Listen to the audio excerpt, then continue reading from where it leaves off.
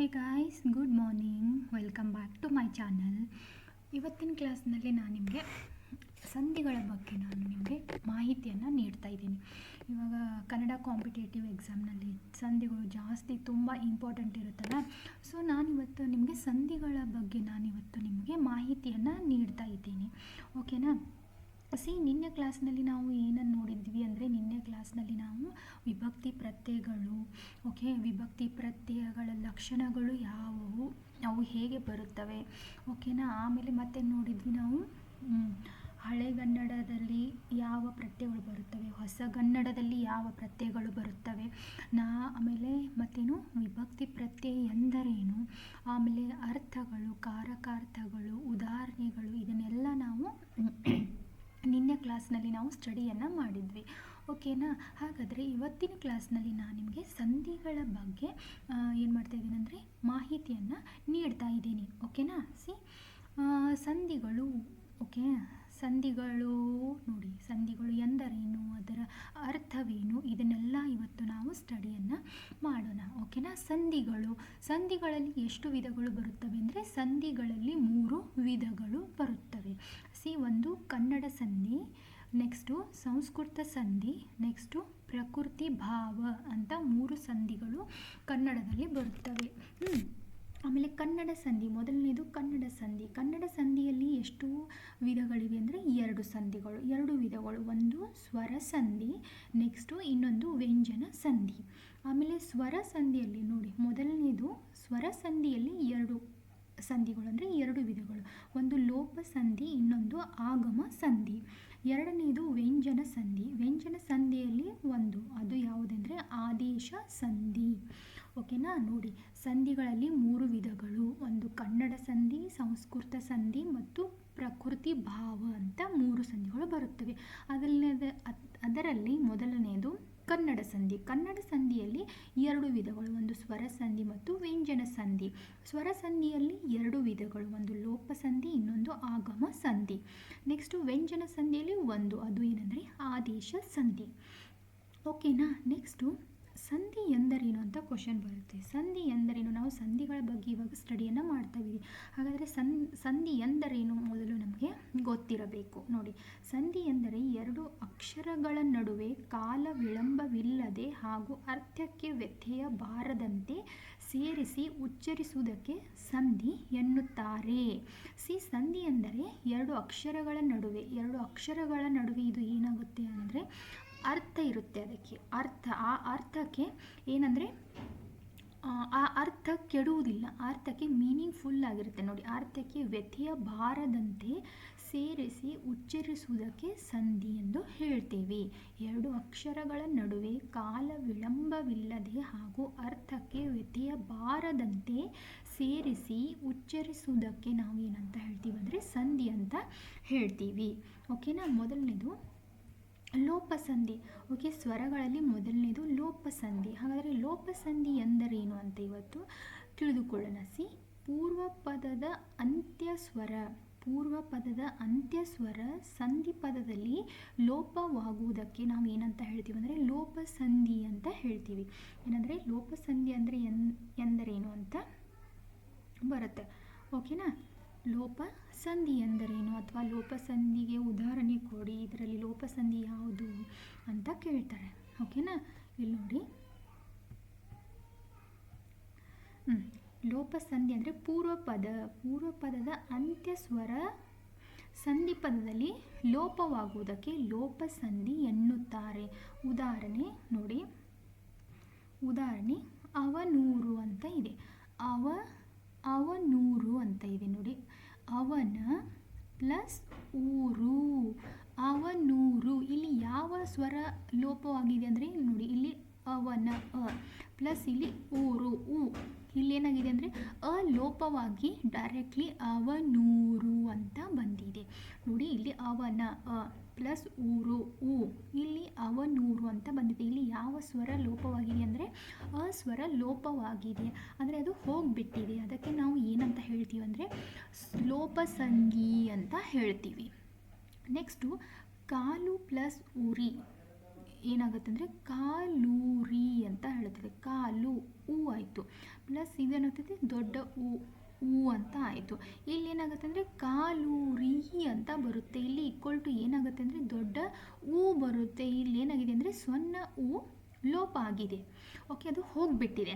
ಅದಕ್ಕೆ ನಾವು ಏನು ಮಾಡ್ತೀವಿ ಅಂದರೆ ಇಲ್ಲಿ ಇದನ್ನು ಲೋಪ ಸಂಧಿ ಅಂತ ಹೇಳ್ತೀವಿ. ಇಲ್ಲಿ ನೋಡಿ, ನಾನು ನಿಮಗೆ ತೋರಿಸ್ತೀನಿ. ಇಲ್ಲಿ ನೋಡಿ ಏನಿದೆ ಅಂದರೆ ಅವನ ಪ್ಲಸ್ ಊರು ಅಂತ ಇದೆ. ಓಕೆನಾ? ಈಕ್ವಲ್ ಟು ಇಲ್ಲಿ ಏನಿದೆ ಅಂದರೆ ಅವನ, ಇಲ್ಲಿ ಇದೆ, ಪ್ಲಸ್ ಇಲ್ಲಿ ಏನಿದೆ ಹೂ ಇದೆ. ಓಕೆನಾ? ಇಲ್ಲಿ ಏನಾಗಿದೆ ಅಂದರೆ ಅವನೂರು ಅಂತ ಬರುತ್ತೆ. ನೂರು. ಇಲ್ಲಿ ಏನಾಗಿದೆ ಅಂದರೆ ಇದು ಲೋಪವಾಗಿ ಹೋಗಿದೆ. ಓನ್ಲಿ ಅವನೂರು ಅಂತ ಬರುತ್ತೆ. ಓಕೆನಾ? ಅದಕ್ಕೆ ನಾವು ಏನಂತ ಹೇಳ್ತೀವಂದರೆ ಲೋಪ ಸಂಧಿ ಅಂತ ನಾವು ಹೇಳ್ತೀವಿ. ಓಕೆನಾ? ನೋಡಿ, ದೇವರು ಪ್ಲಸ್ ಇಂದ, ದೇವರಿಂದ, ದೇವರು ಉ ಪ್ಲಸ್ ಇಂದ ಈ. ಇಲ್ಲಿ ಏನಾಗಿದೆ ಅಂದರೆ ದೇವರಿಂದ ಈ ಡೈರೆಕ್ಟಾಗಿ ಬಂದಿದೆ. ಇಲ್ಲಿ ಏನಾಗಿದೆ ಅಂದರೆ ಉ ಲೋಪವಾಗಿದೆ. ಓಕೆನಾ? ನೆಕ್ಸ್ಟು ನಾವು ಪ್ಲಸ್ ಅನ್ನು, ನಾವೆಲ್ಲ ಆಗುತ್ತೆ. ನಾವು ಉ ಪ್ಲಸ್ ಅನ್ನು ಇಲ್ಲಿ ಡೈರೆಕ್ಟ್ ಏನಾಗಿದೆ ನಾವೆಲ್ಲ ಅಂತ ಬಂದಿದೆ. ಇಲ್ಲಿ ಏನಾಗಿದೆ ಅಂದರೆ ಉ ಏನಾಗಿದೆ ಲೋಪ ಆಗಿದೆ. ಇಲ್ಲಿ ನೋಡಿ, ಬೇರೆ ಪ್ಲಸ್ ಒಬ್ಬ, ಬೇರೊಬ್ಬ. ಓಕೆನಾ? ಬೇರೆ ಎ. ಓಕೆನಾ? ಪ್ಲಸ್ ಒಬ್ಬ ಓ. ಇಲ್ಲೇನಾಗಿದೆ ಬೇರೊಬ್ಬ. ಇಲ್ಲಿ ಏನು ಬಂದಿದೆ ಮತ್ತು ಓ ಬಂದಿದೆ. ಏನಾಗಿದೆ ಲೋಪ ಆಗಿದೆ. ಇದಕ್ಕೆ ನಾವೆಂತ ಅಂತ ಹೇಳ್ತೀವಿ ಲೋಪ ಸಂಧಿ ಅಂತ ಹೇಳ್ತೀವಿ. ಇಲ್ಲಿ ನೋಡಿ, ಆಟ ಪ್ಲಸ್ ಓಟ ಈಕ್ವಲ್ ಟು ಆಟೋಟ. ಆಟ ಪ್ಲಸ್ ಓಟ ಓ. ಆಟೋಟ. ಇಲ್ಲೇನಾಗಿದೆ ಲೋಪವಾಗಿದೆ. ಓಕೆನಾ? ಡೈರೆಕ್ಟ್ಲಿ ಏನು ಬಂದಿದೆ ಆಟೋಟ ಅಂತ ಬಂದಿದೆ. ಇದು ಏನಂದರೆ ಲೋಪ ಸಂಧಿ. ಸ್ವರದಲ್ಲಿ ಮೊದಲನೇದು ಲೋಪ ಸಂಧಿ, ಎರಡನೇದು ಆಗಮ ಸಂಧಿ. ಆಗಮ ಅಂದರೆ ಬರುವುದು, ಲೋಪ ಅಂದರೆ ಹೋಗುವುದು, ಆಗಮ ಅಂದರೆ ಬರುವುದು. ಇಲ್ಲಿ ನೋಡಿ, ಆಗಮ ಸಂಧಿ ಅಂದರೆ ಹೊಸದಾಗಿ ಯ ವ ಲ ವ್ಯಂಜನಾಕ್ಷರಗಳು ಬಂದು ಸೇರುವುದಕ್ಕೆ ಆಗಮ ಸಂಧಿ ಅಂತ ಹೇಳ್ತೀವಿ. ಆಗಮ ಅಂದರೆ ಬರುವುದು, ಹೊಸದಾಗಿ ಬರುವುದು, ಆಗಮ ಬರುವುದು. ಇಲ್ಲಿ ನೋಡಿ, ಹೊಸದಾಗಿ ಯಾವ ಬರುತ್ತವೆ ಅಂದರೆ ಯ ವ ಲ ವ್ಯಂಜನಾಕ್ಷರಗಳು ಬಂದು ಸೇರುತ್ತವೆ. ಇದಕ್ಕೆ ನಾವು ಏನಂತ ಹೇಳ್ತೀವಿ ಅಂದರೆ ಆಗಮ ಸಂಧಿ ಅಂತ ಹೇಳ್ತೀವಿ. ಉದಾಹರಣೆ ನೋಡಿ, ಕೆರೆ ಪ್ಲಸ್ ಅಲ್ಲಿ ಈಕ್ವಲ್ ಟು ಏನಾಗುತ್ತೆ ಕೆರೆಯಲ್ಲಿ. ಕೆರೆ ಎ ಪ್ಲಸ್ ಅಲ್ಲಿ. ಇಲ್ಲಿ ಏನಾಗುತ್ತೆ ಹೊಸದಾಗಿ ಯ ಬಂದು ಆ್ಯಡ್ ಆಗಿದೆ. ಸೊ ಇದನ್ನು ಕೆರೆಯಲ್ಲಿ ಅಂತ ನಾವು ಹೇಳ್ತೀವಿ. ಕೆರೆ ಅಲ್ಲಿ ಅಂತ ಹೇಳೋದಿಲ್ಲ, ಕೆರೆಯಲ್ಲಿ ಅಂದರೆ ಎ ಹೊಸದಾಗಿ ಬಂದು ಸೇರಿದೆ, ಆಗಮವಾಗಿದೆ. ಹುಳು ಪ್ಲಸ್ ಅನ್ನು, ಹುಳುವನ್ನು. ಹುಳು ಪ್ಲಸ್ ಅನ್ನು ಈಕ್ವಲ್ ಟು ಹುಳುವನ್ನು. ಇಲ್ಲಿ ನೋಡಿ, ವ ಏನಾಗಿದೆ ಹೊಸದಾಗಿ ಬಂದು ಆಗಮವಾಗಿದೆ, ಹುಳುವನ್ನು. ಗುರು ಪ್ಲಸ್ ಈಗೆ, ಗುರುವಿಗೆ. ಗುರು ಪ್ಲಸ್ ಈ ವಿ ವ ಹೊಸದಾಗಿ ಬಂದಿದೆ, ಆಗಮವಾಗಿದೆ. ಮನೆ ಪ್ಲಸ್ ಅನ್ನು, ಮನೆಯನ್ನು. ಮನೆ ಎ ಪ್ಲಸ್ ಅನ್ನು ಮನೆ ಎ. ನೋಡಿ, ಎ ಮತ್ತೆ ಹೊಸದಾಗಿ ಆಗಮವಾಗಿದೆ. ನೆಕ್ಸ್ಟು ಅದರಿಂದ ಎ, ಅದರಿಂದ ಪ್ಲಸ್ ಎ ಅದೇನಾಗುತ್ತೆ ಅಂದರೆ ಅದರಿಂದಲೇ ಆಗುತ್ತೆ. ಸಿ ಇ ಪ್ಲಸ್ ಎ ಹೊಸದಾಗಿ ಏನಾಗಿದೆ ಅಂದರೆ ಲ, ಲ ಯ ವ, ಲ ಯ ವ. ಇದೇನಾಗುತ್ತೆ ಅಂದರೆ ಹೊಸದಾಗಿ ಆಗಮವಾಗಿ ಸೇರಿಕೊಳ್ಳುತ್ತವೆ. ಸೊ ನಾವು ಅದಕ್ಕೆ ಏನಂತ ಹೇಳ್ತೀವಿ ಅಂದರೆ ಆಗಮ ಸಂಧಿ ಅಂತ ಹೇಳ್ತೀವಿ. ನೆಕ್ಸ್ಟು ಇವಾಗ ಸ್ವರ ಸಂಧಿ ಮುಗೀತು. ಸ್ವರ ಸಂಧಿಯಲ್ಲಿ ಎರಡು, ಒಂದು ಲೋಪ, ಆಗಮ. ನೆಕ್ಸ್ಟು ವ್ಯಂಜನ ಸಂಧಿ. ವ್ಯಂಜನ ಸಂಧಿಯಲ್ಲಿ ಬರುವುದು ಒಂದು, ಅದು ಏನಂದರೆ ಆದೇಶ ಸಂಧಿ. ಓಕೆನಾ? ಏನಂದರೆ ಅದು ಆದೇಶ ಸಂಧಿ. ಆದೇಶ ಸಂಧಿ ಅಂದರೆ ಉತ್ತರ ಪದದ ಮೊದಲನೇ ವ್ಯಂಜನಾಕ್ಷರ ಸ್ಥಳದಲ್ಲಿ ಮತ್ತೊಂದು ವ್ಯಂಜನಾಕ್ಷರ ಬರುವುದು. ನೋಡಿ, ಉತ್ತರ ಪದದ ಮೊದಲನೇ ವ್ಯಂಜನಾಕ್ಷರದ ಸ್ಥಳದಲ್ಲಿ ಮತ್ತೊಂದು ವ್ಯಂಜನಾಕ್ಷರ ಬರುವುದು. ಇಲ್ಲಿ ಆದೇಶವಾಗಿ ಮತ್ತೊಂದು ವ್ಯಂಜನ ಬರುತ್ತೆ. ಅದಕ್ಕೆ ನಾವು ಏನಂತ ಹೇಳ್ತೀವಿ ಅಂದರೆ ಆದೇಶ ಸಂಧಿ ಅಂತ ಹೇಳ್ತೀವಿ. ಇಲ್ಲಿ ನೋಡಿ, ಹಳ ಪ್ಲಸ್ ಕನ್ನಡ ಅಂತ ಇದೆ. ಇಲ್ಲಿ ಏನಾಗಿದೆ, ಇಲ್ಲಿ ಹಳ ಕನ್ನಡ ಕ ಇಕ್ವಲ್ ಟು ಏನಾಗಿದೆ, ಇಲ್ಲಿ ಹಳ ಕನ್ನಡ ಆಗಿಲ್ಲ, ಹಳಗನ್ನಡ ಅಂತ ಆಗಿದೆ. ಇಲ್ಲಿ ಗ ಏನಾಗಿದೆ ಅಂದರೆ ಆದೇಶವಾಗಿ ಬಂದಿದೆ. ಸೊ ಇದಕ್ಕೆ ನಾವು ಆದೇಶ ಸಂಧಿ ಅಂತ ಹೇಳ್ತೀವಿ. ಉತ್ತರ ಪದದ ಮೊದಲನೇ ವ್ಯಂಜನಾಕ್ಷರ ಸ್ಥಳದಲ್ಲಿ ನೋಡಿ, ಇದೇನೆಂದರೆ ಉತ್ತರ ಪದದ ಮೊದಲನೇ ಇದು ಗ ವ್ಯಂಜನಾಕ್ಷರ. ಇದು ನೋಡಿ ಹಳೆ ಕನ್ನಡ ಅಂತ ಇದೆ, ಹಳೆ ಕನ್ನಡ. ಓಕೆನಾ, ಉತ್ತರ ಪದದ, ಇದು ಪೂರ್ವ ಪದ, ಇದು ಉತ್ತರ ಪದ. ಇದು ಉತ್ತರ ಪದದ ವ್ಯಂಜನಾಕ್ಷರ ಸ್ಥಳದಲ್ಲಿ ಮತ್ತೊಂದು ವ್ಯಂಜನಾಕ್ಷರ ಘ ಆಗಿ ಬರುತ್ತೆ. ಅದಕ್ಕೆ ನಾವು ಏನಂತ ಹೇಳ್ತೀವಿ ಅಂದರೆ ವ್ಯಂಜನಾಕ್ಷರ ಬರುವುದು. ಇದು ಪೂರ್ವ ಪದ. ಉತ್ತರ ಪದದ ವ್ಯಂಜನಾಕ್ಷರದ ಸ್ಥಳದಲ್ಲಿ ಮತ್ತೊಂದು ವ್ಯಂಜನಾಕ್ಷರ ಬರುವುದು. ಹಳ ಕನ್ನಡ ಏನಾಗುತ್ತೆ, ಹಳೆಗನ್ನಡ. ಇಲ್ಲಿ ಕ ಬದಲಿಗೆ ಗ ಆದೇಶವಾಗಿ ಬಂದಿದೆ. ಸೊ ಇದಕ್ಕೆ ನಾವು ಆದೇಶ ಸಂಧಿ ಅಂತ ಹೇಳ್ತೀವಿ. ಓಕೆನಾ. ನೆಕ್ಸ್ಟು ಮಳೆ ಪ್ಲಸ್ ಕಾಲ. ಇಲ್ಲಿ ನೋಡಿ ಮಳೆಗಾಲ. ನೋಡಿ ಪೂರ್ವ ಪದ ಉತ್ತರ ಪದದಲ್ಲಿ ಏನಿದೆ, ಕ ವ್ಯಂಜನ ಇದೆ. ಇಲ್ಲೇನಿದೆ, ಗ ಆದೇಶವಾಗಿ ಬಂದಿದೆ. ಮಳೆಕಾಲ ಈಕ್ವಲ್ ಟು ಮಳೆಗಾಲ, ಮಳೆ ಎ ಪ್ಲಸ್ ಕ. ಉತ್ತರ ಪದದ ಮೊದಲನೇ ವ್ಯಂಜನ ಇಲ್ಲಿ ಏನಾಗುತ್ತೆ ಅಂದರೆ ಸಂಧಿ ಆಗುವಾಗ ಕ ಬದಲಿಗೆ ಗ ಆದೇಶವಾಗಿ ಬರುತ್ತೆ. ಗ ಮಳೆ ಪ್ಲಸ್ ಕಾಲ ಮಳೆಗಾಲ. ಅದೇ ಥರ ಕನ ಪ್ಲಸ್ ಪನಿ ಕಂಬನಿ ಅಂತ ಬರುತ್ತೆ. ಇಲ್ಲಿ ಪ ಬದಲಿಗೆ ಬ ಏನಾಗಿದೆ, ಆದೇಶವಾಗಿ ಬಂದಿದೆ. ಓಕೆನಾ. ನೆಕ್ಸ್ಟು ಕೆಳ ಪ್ಲಸ್ ತುಟಿ. ಕೆಳ ದುಟಿ, ಇಲ್ಲಿ ವ್ಯಂಜನ ತ ಇದೆ. ತ ಬದಲಿಗೆ ಆದೇಶವಾಗಿ ಯಾವ್ದು ಬಂದಿದೆ, ಇನ್ನೊಂದು ವ್ಯಂಜನ, ಅದು ಧ. ಕೆಳ ತುಟಿ ಈಕ್ವಲ್ ಟು ಕೆಳ ದುಟಿ ಅಂತ ಬರುತ್ತೆ. ಅಡಿ ಪ್ಲಸ್ ಕಲ್ಲು ಈಕ್ವಲ್ ಟು ಅಡಿಗಲ್ಲು. ಇಲ್ಲಿ ನೋಡಿ ಕ ಬದಲಿಗೆ ಘ ಆದೇಶವಾಗಿ ಬಂದಿದೆ. ಇದನ್ನು ನಾವು ಏನಂತ ಹೇಳ್ತೀವಿ ಅಂದರೆ ಆದೇಶ ಸಂಧಿ ಅಂತ ನಾವು ಹೇಳ್ತೀವಿ.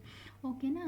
ನೆಕ್ಸ್ಟು ಇಲ್ಲಿ ನೋಡಿ, ಓಕೆನಾ. ಇವತ್ತು ನಾವು ಏನು ಮಾಡಿದ್ವಿ ಅಂದರೆ ಕನ್ನಡ ಸಂಧಿಯಲ್ಲಿ, ಓಕೆನಾ, ಕನ್ನಡ ಸಂಧಿಯಲ್ಲಿ ನಾವು ಇವತ್ತು ಏನು ಸ್ಟಡಿ ಮಾಡಿದ್ವಿ ಅಂದರೆ ಲೋಪಸಂಧಿ, ಆಗಮ ಸಂಧಿ ಮತ್ತು ಆದೇಶ ಸಂಧಿಗಳನ್ನು ನಾವು ಇವತ್ತು ಸ್ಟಡಿಯನ್ನು ಮಾಡಿದ್ವಿ. ಓಕೆನಾ. ಸಂಧಿಗಳಲ್ಲಿ 3 ಪ್ರಕಾರಗಳು. ಒಂದು ಕನ್ನಡ ಸಂಧಿ, ನೆಕ್ಸ್ಟು ಸಂಸ್ಕೃತ ಸಂಧಿ ಮತ್ತು ಪ್ರಕೃತಿ ಭಾವ ಅಂತ 3 ಸಂಧಿಗಳು ಬರುತ್ತವೆ. ಮೊದಲನೇದು ಕನ್ನಡ ಸಂಧಿ. ಕನ್ನಡ ಸಂಧಿಯಲ್ಲಿ 2 ವಿಧಗಳು, ಒಂದು ಸ್ವರ ಸಂಧಿ ಮತ್ತು ವ್ಯಂಜನ ಸಂಧಿ. ಸ್ವರ ಸಂಧಿಯಲ್ಲಿ 2 ವಿಧಗಳು, ಒಂದು ಲೋಪ, ಇನ್ನೊಂದು ಆಗಮ. ವ್ಯಂಜನ ಸಂಧಿಯಲ್ಲಿ 1 ವಿಧ, ಅದು ಆದೇಶ ಸಂಧಿ. ಹಾಗಾದರೆ ಸಂಧಿ ಎಂದರೇನು? 2 ಅಕ್ಷರಗಳ ನಡುವೆ ಕಾಲ ವಿಳಂಬವಿಲ್ಲದೆ ಹಾಗೂ ಅರ್ಥಕ್ಕೆ ವ್ಯತ್ಯಯ ಬಾರದಂತೆ ಸೇರಿಸಿ ಉಚ್ಚರಿಸುವುದಕ್ಕೆ ನಾವು ಸಂಧಿ ಅಂತ ಹೇಳ್ತೀವಿ. ಓಕೆನಾ. ಆಮೇಲೆ ಮೊದಲನೇದು ಲೋಪಸಂಧಿ. ಲೋಪಸಂಧಿ ಅಂದರೆ ಇಲ್ಲಿ ಏನಾಗುತ್ತೆ ಅಂದರೆ ಸ್ವರ ಲೋಪ ಆಗಿ ಹೋಗುತ್ತೆ, ಅದಕ್ಕೆ ನಾವು ಸ್ವರಲೋಪ ಅಂತ ಹೇಳ್ತೀವಿ. ಆಗಮ ಸಂಧಿ ಏನಂದರೆ ಇಲ್ಲಿ ಹೊಸ ಸ್ವರಗಳು, ಹೊಸ ವ್ಯಂಜನಗಳು ಆಗಮವಾಗಿ ಬರುತ್ತವೆ. ಅದಕ್ಕೆ ನಾವು ಏನಂತ ಹೇಳ್ತೀವಿ ಅಂದರೆ ಆಗಮ ಸಂಧಿ. ಯ ವ ಲ ಏನಾಗುತ್ತವೆ ಅಂದರೆ ಹೊಸದಾಗಿ ಆಗಮ ಆಗುತ್ತೆ. ಇದನ್ನು ನಾವು ಆಗಮ ಸಂಧಿ ಅಂತ ಹೇಳ್ತೀವಿ. ಓಕೆನಾ. ನೆಕ್ಸ್ಟು ಆದೇಶ ಸಂಧಿ ಅಂದರೆ ಆದೇಶವಾಗಿ ಮತ್ತೊಂದು ವ್ಯಂಜನಾಕ್ಷರ ಸೇರುತ್ತೆ. ವ್ಯಂಜನಾಕ್ಷರ ಸ್ಥಳದಲ್ಲಿ ಮತ್ತೊಂದು ವ್ಯಂಜನಾಕ್ಷರ ಆದೇಶವಾಗಿ ಬರುವುದಕ್ಕೆ ನಾವು ಏನಂತ ಹೇಳ್ತೀವಿ ಅಂದರೆ ಆದೇಶ ಸಂಧಿ ಅಂತ ನಾವು ಹೇಳುತ್ತೇವೆ. ಓಕೆನಾ. ಇವತ್ತಿನ ಕ್ಲಾಸ್ನಲ್ಲಿ ನಾವು ಇಷ್ಟೆಲ್ಲ ಸ್ಟಡಿಯನ್ನು ಮಾಡಿದ್ವಿ. ಓಕೆನಾ. ಯಾರಿಗೆಲ್ಲ ಅರ್ಥ ಆಗಿಲ್ಲ ನೀವು ನನಗೆ ಕೆಳಗೆ ಕಮೆಂಟ್ ಮುಖಾಂತರ ತಿಳಿಸ್ಬೋದು. ನಾನು ನೆಕ್ಸ್ಟ್ ಕ್ಲಾಸ್ನಲ್ಲಿ ನಾನು ಅದನ್ನು ಖಂಡಿತವಾಗಿ ಅದನ್ನು ಎಕ್ಸ್ಪ್ಲೇನ್ ಮಾಡ್ತೀನಿ. ಓಕೆನಾ. ನೆಕ್ಸ್ಟ್ ನಾನು ಮುಂದಿನ ಕ್ಲಾಸ್ನಲ್ಲಿ ನಾನು ಸಂಸ್ಕೃತ ಸಂಧಿಗಳ ಬಗ್ಗೆ ನಿಮಗೆ ಮಾಹಿತಿಯನ್ನು ನೀಡ್ತಾ ಇದ್ದೀನಿ. ಓಕೆನಾ ಗೈಸ್ ವಿಡಿಯೋವನ್ನು ಎಂಡ್ವರೆಗೂ ನೋಡಿ. ಪ್ರೀವಿಯಸ್ ಕ್ಲಾಸ್ನಲ್ಲಿ ನಾನು ಸ್ವರ ವ್ಯಂಜನ ಫ್ರಮ್ ಬೇಸಿಕ್ನಿಂದ ಸ್ಟಾರ್ಟ್ ಮಾಡಿದ್ದೀನಿ. ಫುಲ್ ಯೂಸ್ಫುಲ್ ಆಗುತ್ತೆ. ವಿಡಿಯೋಗಳನ್ನು ಎಂಡ್ವರೆಗೂ ನೋಡಿ. ಮತ್ತು ನನ್ನ ವಿಡಿಯೋ ಲೈಕ್ ಆಗಿದ್ದರೆ ಪ್ಲೀಸ್ ಶೇರ್ ಮಾಡಿ ಮತ್ತು ಸಬ್ಸ್ಕ್ರೈಬ್ ಮಾಡಿ guys. Take care guys. Bye. Signing off. Bye bye guys.